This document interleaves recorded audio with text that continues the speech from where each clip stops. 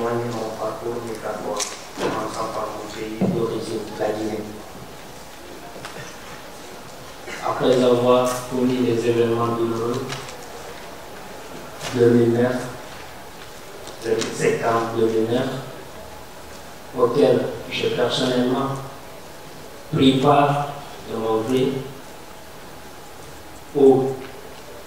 dirigé par mon père qui était le président section motard de IFDZ. Après l'événement de 2009, la répression n'a pas tardé chez nous. On a été victime de persécutions, de menaces, de tortures.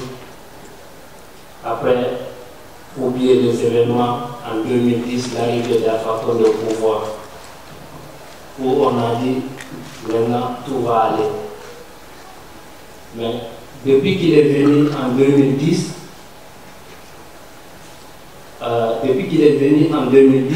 mon papa est toujours l'objet de menaces dans ce pays, où il a été assassiné le 15 septembre 2014.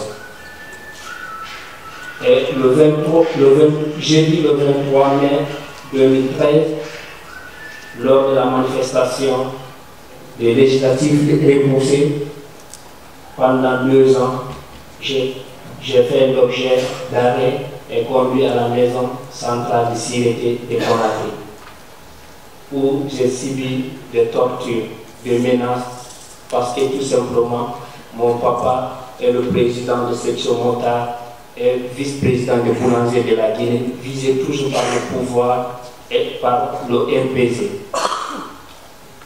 Le 25 mai, où l'ami de mon papa m'a fait sortir à la maison de Sirété, à la maison centrale de Sirété, où ils m'ont fait un visa pour la Turquie.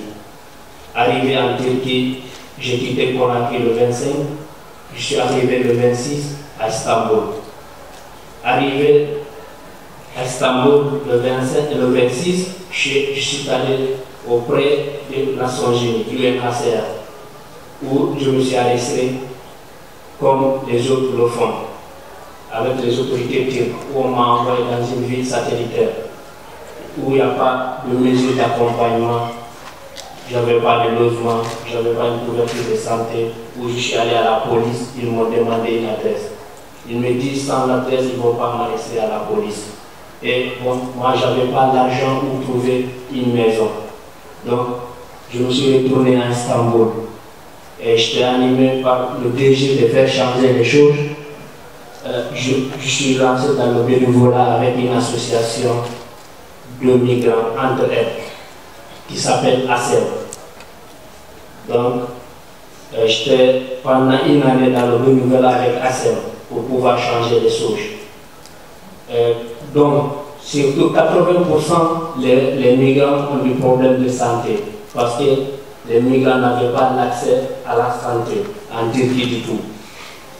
Pour le 30 mars 2015, on a organisé des manifestations à Taksim, devant le lycée de Galatasaray, pour informer et sensibiliser l'opinion nationale et internationale, c'est que les migrants sont victimes. Après tout ça, il n'y a pas eu vraiment de résultats. Maintenant, le 15 encore, il y a eu une bande de jeunes qui se promènent avec des chiens dans les quartiers précisément à Pocapi, où on a recensé 12 cas de morsure de chiens par nos migrants, et j'étais menacé aussi. Après,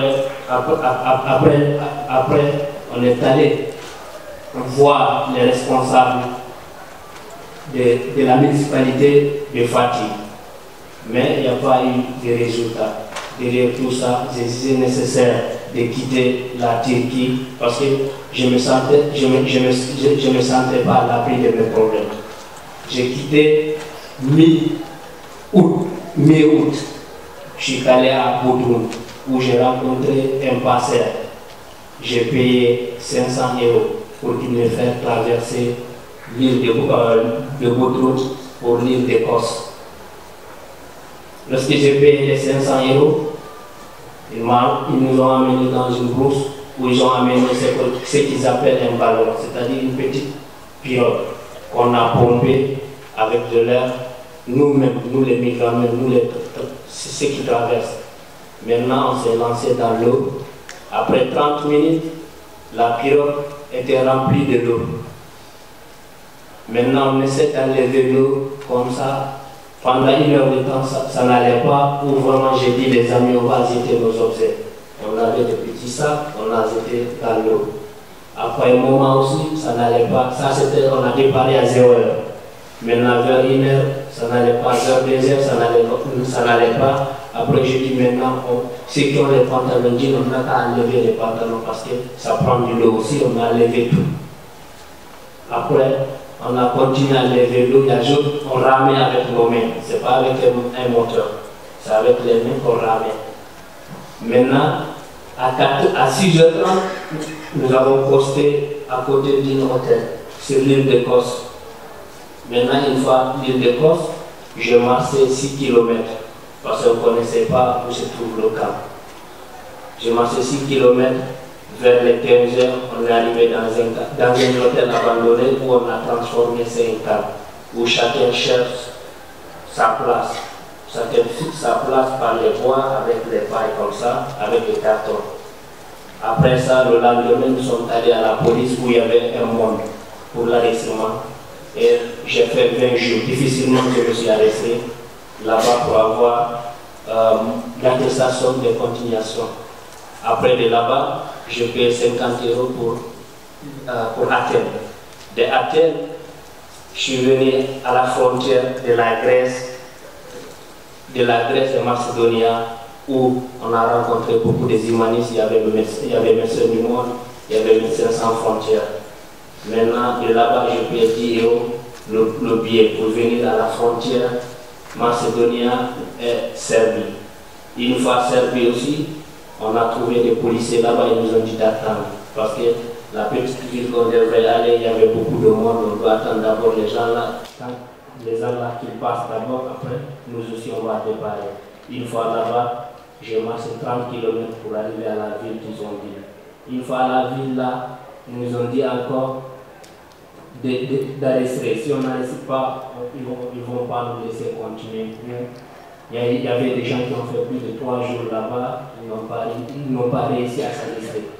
Donc c'est entre-temps, je suis venu voir les policiers, les expliquer, ils avaient un problème de transmission, parce que moi je parle anglais. Après, ils m'ont appelé, j'ai traduit, ils m'ont donné mon papier, ils m'ont dit comme tu as traduit, j'ai dit non, je suis avec des amis, parce qu'on ne peut pas voyager seul. Après, j'ai appelé mes amis, nous étions nombre de 10, après ils nous ont arrêtés, on a payé le billet 25 € pour venir à Belgrade. Maintenant, une fois là-bas, on a payé encore 25 € pour venir à la frontière, soi-disant la frontière entre Serbie et Hongrie, où on a marché 10 km. On n'était pas à la frontière, on a marché 10 km au long du rail. En marchant, on s'est rencontré avec des coupeurs de route. Les coupeurs de route là, je vis, ils ont poignardé un Pakistanais. Où on a intervenu pour retirer le Pakistanais là. Il a été poignardé. J'ai dit les amis qu'on l'envoie à côté du goudron, on va faire un autostop pour qu'on l'amène, pour qu'on intervienne, parce qu'il saignait. Une fois là-bas, après, les gens ne s'arrêtaient pas, un bus qui est arrêté. Après, il a pris le jeu et puis, avec ses amis, ils ont continué. Nous sommes rentrés en bourse, c'était vers 19 h. Ça, c'était le 13 septembre 2015 à 19 h entre Hongrie et la Serbie. Maintenant, on s'est rencontré encore des gens, des passeurs, ils nous ont dit de payer l'argent pour qu'ils nous amènent en Hongrie. Mais nous, on ne savait pas parce qu'il était nuit, il faisait nuit, donc nous étions à quelques microns de Hongrie. Parce qu'on ne voyait pas les grillages, non, on était à côté des grillages. Entre-temps, on dit, ok, mes amis m'ont dit, non, Ibrahim, tu as vu, il y a les coupés, donc acceptons, on va payer. Je dis, ok, on a payé difficilement 25 euros. Certains ont payé 50 euros, certains ont payé 25 euros. Moi, j'ai payé 25 euros. Après, ils nous ont amenés à côté où ils ont allé